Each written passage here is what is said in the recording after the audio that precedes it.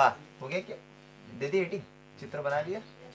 हाँ ये लिख लो, चित्र में संधारित्र C के सिरों पर प्रत्यावर्ती विद्युत वाहक बल V बराबर V0 साइन ओमेगा t आरोपित किया, जिसके कारण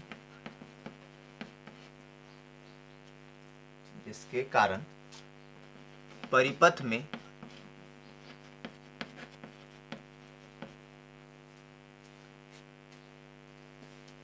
धारा बहने लगती है।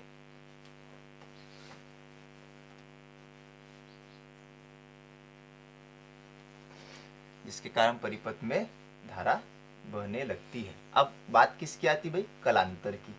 हमको कलांतर बताना है। तो आगे, यदि किसी क्षण t पर संधारित्र C की प्लेटों के मध्य विभवांतर V हो तो उसकी प्लेटों पर आवेश,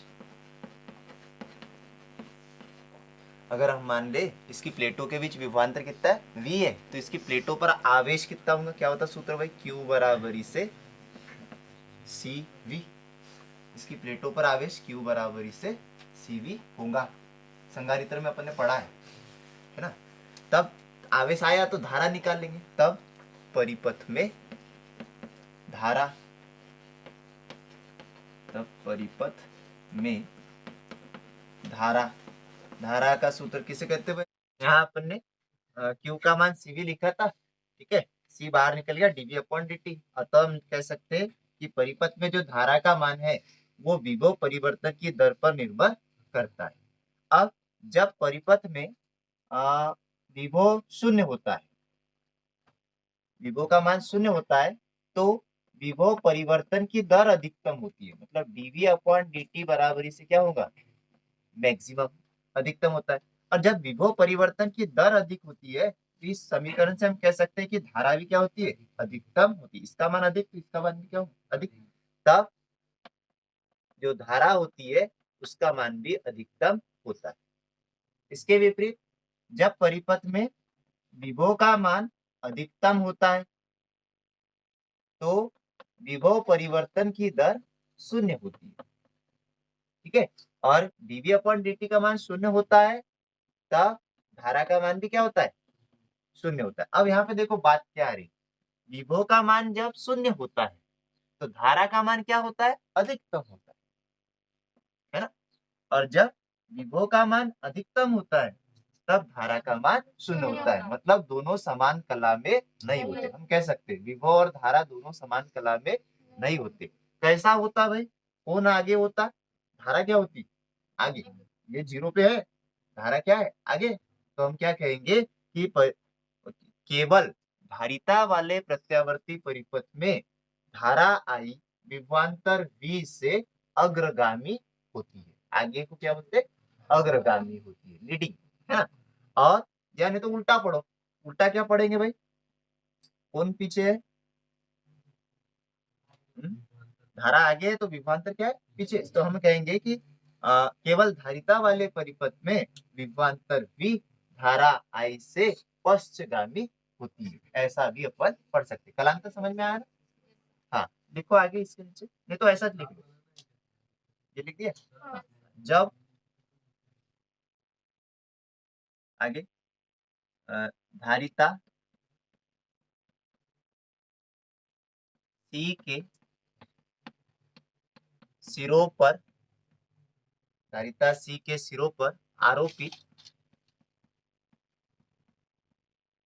विद्युत वाहक बल, डबल से लिख रहे अपन, कितना है भाई, V बराबर V0 साइन ओमेगा t, लिखा था ना अपन। शुरू में लिखा था एकदम। अब फिर से वही क्रिया चलने दो। फिर क्या लिखा था अपन ने, आवेश लिखा था, है ना। क्षण टी पर संधारित्र की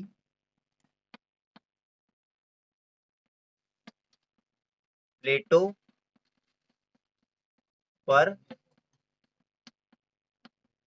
आवेश, ये अपन ने लिखा था ना कि इसके प्लेटों के बीच अगर विभवांतर v है तो इसकी प्लेटों पर उत्पन्न आवेश क्या था, q बराबरी से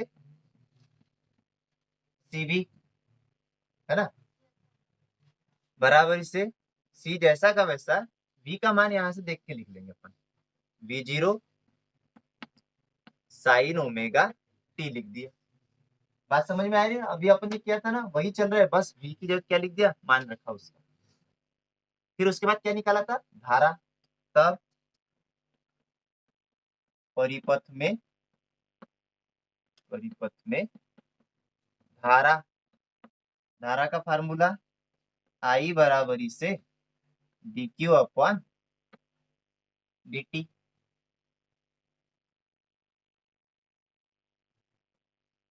q का मान रख दो, d बाय dt, ये q का मान यहां से देख के c v0 sine omega t। फिर क्या होगा भाई, अचर राशि क्या निकल जाएगी बाहर, उतार लो पहले। यहाँ सी v0 अचर है तो बाहर निकल जाएगा, I बराबरी से c v0 क्या बचा, d by dt sine omega T. D by D T मतलब होता है अवकलन। साइन थीटा का अवकलन क्या होता है भाई, साइन थीटा का अवकलन माइनस नहीं समाकलन होता है, साइन थीटा का अवकलन होता है कास थीटा, ठीक है। तो यहाँ चूंकि ओमेगा टी है, मतलब साइन थीटा का जो अवकलन होता है वो कास थीटा होता है, पर अगर यहाँ साइन टू थीटा रहता तो साइन टू थीटा का अवकलन कास टू थीटा होता, और फिर टू थीटा का डबल से अवकलन होता है, तो दो आ जाता बाहर, और थीटा का कितना हो जाता है, एक हो जाता है। तो ऐसे यहाँ पे साइन ओमेगा टी है तो इसका क्या होगा, कास ओमेगा टी होगा, और फिर उसका ओमेगा टी का फिर से होता है ऐसे। आई बराबरी से सी वी जीरो जैसा का वैसा, साइन ओमेगा टी का अवकलन हो गया भाई कास ओमेगा टी हो गया। अब फिर से क्या कहूंगा, D by D T omega T, omega T का फिर से होता है क्योंकि अपन ने इसको थीटा मान लिया था। जैसे साइन थीटा का अवकलन क्या हो गया, कास थीटा हो गया, फिर थीटा का डबल से होता है, ठीक है। अगली स्टेप, आई बराबर से सी वी जीरो। अब यहाँ देखो, यहाँ ओमेगा क्या है, अचर राशि है, तो ओमेगा क्या निकल गया बाहर, ये ओमेगा हमने यहाँ लिख दिया, ठीक है। और कास ओमेगा टी, और यहाँ अब कितना बचा भाई, केवल टी बचा, तो टी का टी के सापेक्ष अवकलन एक होता है, तो एक एक्स का एक्स के सापेक्ष एक होता है ना, तो या ऐसा समझ लो dt से dt कैंसिल, ऐसा भी समझ सकते हैं, पर होता नहीं वैसे, पर मतलब टी का अवकलन एक होता है टी के साथ। अगली स्टेप, अब यहाँ पे देखो अपने को धारा निकालना है, तो ये वाला जो है इतना सामने वाला, इसको अपन आई जीरो मान देंगे, आई बराबरी से इसको क्या मान लो पूरे को, आई जीरो ये, और उसके बाद क्या लिख देंगे, कास ओमेगा टी, ये आई परिपथ में धारा। परंतु आपको पता है अपन विभवांतर आरोपित कर रहे कितना है, साइन में, तो ये जो धारा आएंगी वो भी साइन में होना चाहिए। अब साइन में होना चाहिए तो हम इसको कास थीटा है, कास को बदलना है काय में, साइन में, तो अपन ने सूत्र पढ़ा है साइन 90 प्लस थीटा बराबरी से होता है कॉस थीटा। गणित में साइन 90 धन थीटा कौन से चतुर्थांश में जाएगा भाई, दूसरे चतुर्थांश में जाएगा, और आल सर्विस ट्रांसपोर्ट कंपनी से एस आता है दूसरे में, साइन क्या होता है, प्लस होता है, तो ये साइन यहाँ पे क्या आएगा प्लस, इसलिए, और 90 है वाई अक्ष पे, तो साइन का क्या हो जाता है कास, साइन 90 धन थीटा बराबर से कास थीटा होता है, तो इसको बदलेंगे अपन। इसके आगे वाला हम यहाँ लिखें,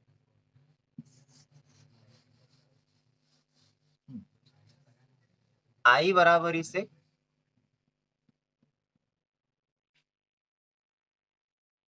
आई बराबरी से I0, और इसको क्या लिखना है भाई, साइन 90 धन थीटा। तो साइन 90 धन और थीटा की जगह क्या लिख देंगे, ओमेगा टी, क्योंकि ओमेगा टी है यहाँ पे। या थोड़ा सा व्यवस्थित लिखो, आई बराबरी से I0 sign omega T plus और 90 को लिख दो पाई/2। 90 भी लिख सकते, कोई दिक्कत नहीं, प्लस वाला है आगे पीछे लिख सकते, पाई/2 प्लस ओमेगा टी था, ऐसा आगे पीछे लिख दिया। ये आ गया क्या, परिपथ में धारा। अगला समीकरण दे देंगे जो भी है। यहाँ से हमको क्या पता चला, समीकरण विभवांतर वाले को नहीं दिया था क्या, यहाँ दे देना, 1 दे दो और इसको दे दो धारा को कितना, 2।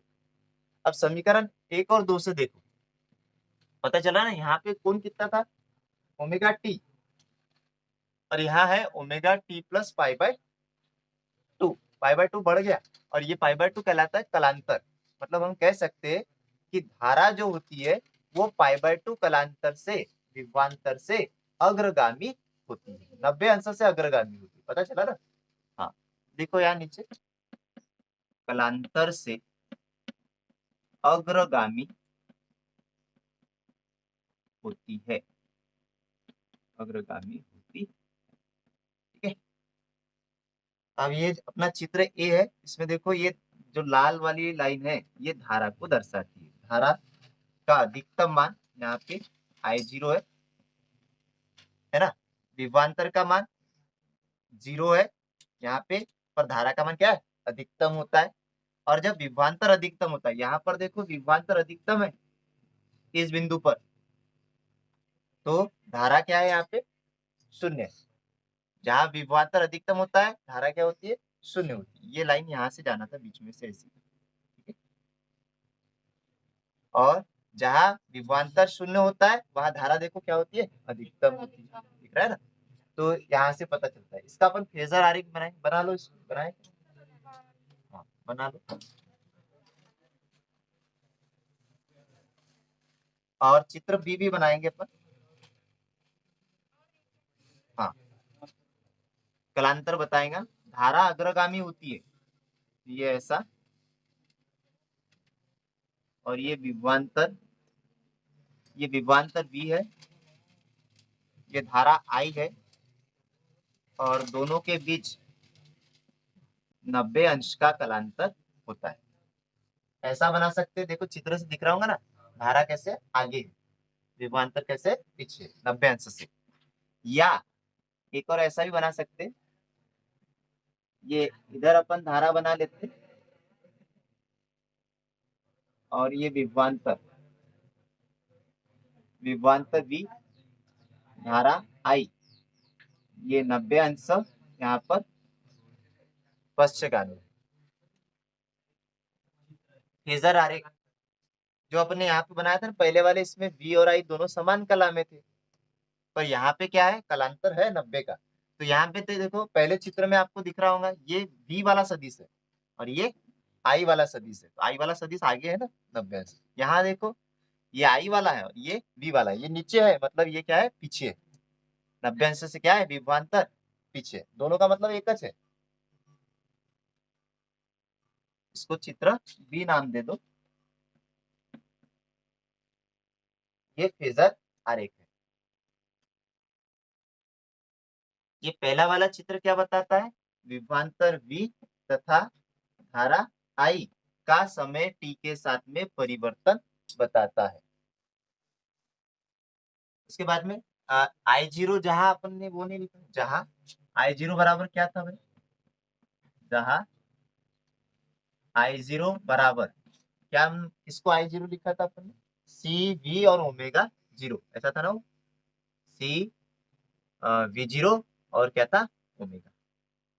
इसकी जगह अपन ने I0 लिखा था ना, तो जहां I0 बराबर से इतना, यहाँ से V0 बटा I0 निकाल लो। तो देखो क्या करना पड़ेगा, V0 बटे I0 के लिए, V0 बटे I0 बराबरी से, ये V0 यहाँ पे है, ये इसके बटे में आ गया I0, तो ये ओमेगा सी का क्या करना पड़ेगा, पक्षांतर, वो काय में जाएगा, इसके बटे में जाएगा, मतलब 1/ओमेगा सी, ठीक है ना। निकालते आएंगे ना, पक्षांतर से निकाला हमने V0 बटे I0, ओमेगा सी इधर चला गया, तो 1/ओमेगा सी। और ये V0 बटा I0 को क्या बोलते हैं उनके नियम से, परिपथ का प्रभावी प्रतिरोध। और अपने को पता है कि जब परिपथ में धारिता या कुंडली प्रेरकत्व में से कोई एक जुड़ा होता है तो परिपथ के प्रभावी प्रतिरोध को क्या कहते हैं हम? हाँ, कल पढ़ा था ना अपन ने, जब परिपथ में संधारित्र सी या प्रेरकत्व यल, इन दोनों में से कोई एक जुड़ा है तो परिपथ के प्रभावी प्रतिरोध को प्रतिघात कहते हैं। कैसे दर्शाते, एक्स से, और यहाँ संधारित्र जुड़ा है इसलिए कैसे दर्शाएंगे, एक्स सी से, तो इसकी जगह एक्स सी आ जाएगा और इसका मन क्या हो जाएगा, 1/ओमेगा सी। यहाँ तक लिखा क्या, पहले यहाँ लिखो इसको, V0 बटा I0 बराबर लिखा। हाँ, आगे लिखो V0 अपॉन I0 को, V0 अपॉन I0 को परिपथ का,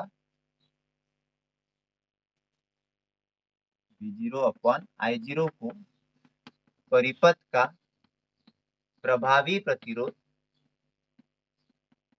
प्रभावी प्रतिरोध या प्रतिघात कहते हैं, प्रतिघात कहते हैं। इसे XL XC से दर्शाते हैं, इसे दर्शाते हैं। XC यानी क्या बोलेंगे, धारितीय प्रतिघात, तो उसका मान लिख धारितीय प्रतिघात। V0 बटा I0 की जगह XC लिखा, XC बराबर से होता है 1/ओमेगा सी, ये धारितीय प्रतिघात होता है। यहाँ से आपको पता होगा ओमेगा बराबरी से होता है 2πf, कोणीय वेग का मान होता है 2πf, यहाँ लिख सकते हैं अपन। तो XC बराबर होगा 1/ओमेगा सी बराबर 1/ओमेगा की जगह मान लिखेंगे 2π, ओमेगा की जगह हमने लिखा 2πf। यहाँ से हमको पता चलता है कि जो प्रेरण है, धारितीय प्रतिघात होता है, वह एफ पर डिपेंड करता है। एफ को बोलते हैं प्रत्यावर्ती धारा की आवृत्ति। तो अपन कह सकते हैं कि धारितीय प्रतिघात प्रत्यावर्ती धारा की आवृत्ति पर निर्भर करता है। ठीक है, आवृत्ति बोलो या ये इसको कोणीय वेग भी बोलो, है ना, इस पर निर्भर करता है। और जैसे जैसे आवृत्ति का मान बढ़ते जाता है वैसे वैसे धारितीय प्रतिघात क्या होते जाता है, कम होते जाता है, क्योंकि ये बटे में ना, इसका मान बढ़ेगा तो इसका मान क्या होगा, घटेगा। धारितीय प्रतिघात घटते जाता है, और जब ओमेगा बराबरी से 0 होता है, मतलब कोणीय वेग कितना होता है, 0, तो यहाँ कितना हो जाएगा 1/0, तो XC बराबर कितना आएगा, 1/0 का मान अनंत, तो XC बराबर क्या हो जाएगा, अनंत हो जाएंगे। देखो ओमेगा का मान जब 0 होगा या उसकी आवृत्ति क्या हो जाएगी, 0 हो जाएगी। प्रत्यावर्ती धारा की आवृत्ति समझते हो, ये आवृत्ति, ये इधर जैसे दिशा बदल रही है उसको बोलते हैं आवृत्ति, जितनी बार अपनी दिशा बदलती है। तो अगर मान लो प्रत्यावर्ती धारा अपनी दिशा नहीं बदले, अब दिशा नहीं बदले मतलब कौन सी धारा हो गई वो भाई, दिष्ट धारा हो गई। ये कौन सी धारा हो गई, दिष्ट धारा। तो दिष्ट धारा के लिए प्रेरण प्रतिघात का मान क्या हो जाता है, अनंत हो जाता है। प्रतिघात मतलब प्रतिरोध, धारा के मान में अवरोध, उसका मान क्या हो जाता है, बहुत अधिक हो जाता है। इसका मतलब जो संधारित्र होता है, ये संधारित्र दिष्ट धारा को अपने में से गुजरने नहीं देता है, क्योंकि प्रतिरोध बहुत ज्यादा होता है, तो इसमें से दिष्ट धारा गुजर नहीं सकती, केवल प्रत्यावर्ती धारा ही गुजर सकती है। देखो एक बात पता चली कि संधारित्र में हम केवल प्रत्यावर्ती धारा को ही गुजार सकते हैं, दिष्ट धारा को गुजार नहीं सकते, ये कारण है। यहाँ पे यहाँ तक बता क्या आपने, हाँ लिखो नीचे। फ्रेंड्स, पूरा व्यंजक एक बार फिर से देख लेते हैं, चलिए। प्रतिरोध जुड़ा हो, है ना, कोई भी व्यंजक हो, शुरू में थोड़ा सा बड़ा लगता है, जितनी बार पढ़ोगे उतना सरल लगेगा। ठीक है, तो अपना पहला सर्किट देखा था अपन ने, जब परिपथ में केवल क्या जुड़ा, ओमीय प्रतिरोध। तो हेडिंग से पता चल जाएगा अपने को क्या जोड़ना है, प्रतिरोध। ये जोड़ दिया भाई आर, इसके सिरों पर हम प्रत्यावर्ती वोल्टेज लगाएंगे V बराबर से V0 साइन ओमेगा टी। चित्र में प्रतिरोध R जुड़ा है, इसके सिरों पर प्रत्यावर्ती विद्युत वाहक बल V बराबर V0 साइन ओमेगा टी लगाया गया है, जिसके कारण परिपथ में धारा बहने लगती है। स्पष्टतः जब धारा का मान अधिकतम होता है तो प्रतिरोध विभवांतर का मान भी अधिकतम होता है। जब धारा शून्य होती है विभवांतर भी शून्य होता है। मतलब हम क्या कह सकते हैं कि धारा I और विभवांतर V दोनों क्या होते हैं, समान कला में होते हैं। पता चल गया, ठीक है। तब किसी क्षण t पर परिपथ में धारा ए, तब किसी क्षण t पर प्रतिरोध R के सिरों पर उत्पन्न विभवांतर क्या था, V बराबरी से ओम के नियम से IR, समीकरण नंबर 1। हाँ, और ये विभवांतर अपने लगाया था V बराबर से कितना, V0 साइन ओमेगा टी, पहले से लिखा था। दोनों की क्या कर देंगे, तुलना। तो IR बराबर क्या आ जाएगा, V0 sign omega T. Are का क्या कर दो, पक्षांतर। तो I बराबर से V0 बटे आर साइन ओमेगा टी, इसकी जगह क्या लिख देंगे, I0। I बराबर से I0 साइन ओमेगा टी, समीकरण नंबर 3। ये आगे परिपथ में धारा। अब यहाँ पे देखो दोनों कैसे एक जैसे, मतलब हम क्या कह सकते हैं कि धारा और विभवांतर दोनों समान कला में होते हैं। पता चल गया। जहां I0 बराबर कितना, I0 बराबर V0 बटे R, ठीक है। अब ग्राफ की तो परिवर्तन के लिए विभवांतर और धारा दोनों समान कला में है, तो ये हो गया विभवांतर के लिए, और बिल्कुल इसी के जैसे अपन बना लेंगे धारा के लिए ग्राफ, है ना। और कलांतर बताना है, दोनों समान है, तो ये विभवांतर की दिशा और उसी रेखा पर बता दो धारा की दिशा। ये दो आरेख, ठीक है। उसके बाद दूसरा अपन ने पढ़ा, जब परिपथ में क्या जुड़ा हो, धारिता जुड़ी हो। सी, जब परिपथ में धारिता जुड़ी हो तो इसके जैसे ही चलेंगे कि चित्र में, इधर ध्यान दो भाई थोड़ा सा, है ना। चित्र में संधारित्र सी के सिरों पर प्रत्यावर्ती विद्युत वाहक बल V बराबर V0 साइन ओमेगा टी लगाया गया है, जिसके कारण परिपथ में धारा बहने लगती है। फिर उसके बाद में तब संधारित्र सी की प्लेटों के मध्य हम मान लेंगे विभवांतर V है, तो संधारित्र की प्लेटों पर आवेश कितना होगा, Q बराबर से CV। तब परिपथ में धारा, धारा का सूत्र होता है I बराबर से dq अपॉन dt, या बराबर से d बाय dt। Q का मान क्या लिख दिया यहाँ से देखिए CV, C को क्या निकाल दो बाहर, क्या बचा dv अपॉन dt। यहाँ से हमको पता चला कि परिपथ में जो धारा होती है वो विभव परिवर्तन की दर पर निर्भर करती है। जब परिपथ में विभव क्या होता है, शून्य होता है, तो विभव परिवर्तन की दर क्या होती है, अधिकतम होती है। इसका मान अधिकतम होता है तो धारा क्या होता है, अधिकतम होता है। इसका उल्टा लिखो, जब परिपथ में विभव क्या होता है, अधिकतम होता है, तो विभव परिवर्तन की दर शून्य होती है, और तब धारा क्या होंगी, शून्य। मतलब हम कह सकते हैं कि धारा और विभवांतर दोनों समान कला में नहीं होते। क्या कहना पड़ेगा कि धारा विभवांतर से अग्रगामी होती है। कितनी होती है, 90। अपन आगे निकाल देते ना।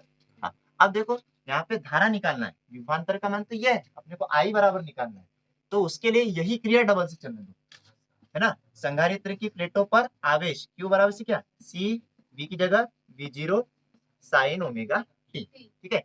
तब परिपथ में धारा I बराबर से dq अपॉन dt बराबरी से d बाय dt। Q का मान, Q का मान यहाँ से देख के लिखो C V0 sign omega T लिख दिया।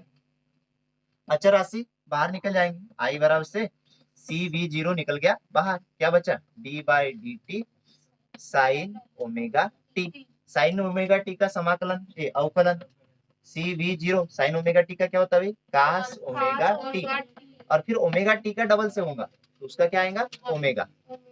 अचर राशि है और टी का क्या हो जाएगा 1। तो ये आ गया I बराबर से ये CV0 और ओमेगा की जगह क्या लिख दो, I0 और कास ओमेगा टी। हमको इसको साइन में बदलना है, तो I बराबरी से I0 इसको क्या लिख देंगे, साइन 90 प्लस थीटा, या omega T plus pi by 2, 90 धन थीटा लिख दिया। ये क्या आ गया भाई, धारा। अब यहाँ पे देखो, ये विभवांतर है और ये धारा है। इसमें देखो यहाँ ओमेगा टी था और यहाँ omega T plus pi by 2 90 है। तो हमको पता चला ना कि धारा 90 अंश से क्या है, अग्रगामी है। ठीक है, तो इसी आधार पर जब अपन ग्राफ बनाएंगे तो धारा को क्या बताना पड़ेगा, अग्रगामी बताना पड़ेगा। तो विभवांतर के लिए वही वाला ग्राफ ऐसा होता है, 0 से चालू होगा। और धारा कैसी है, अग्रगामी, तो यहाँ से स्टार्ट होगी, है ना, यहाँ से अपन इसको स्टार्ट करेंगे ऐसे। ठीक है, ये इसके लिए ग्राफ। फिर फेजर आरेख बनाना है अपने को। तो धारा कैसी होती है, अग्रगामी, तो ये धारा हो गई आई और ये विभवांतर हो गया वी, हो गया ना अग्रगामी 90 का कोण।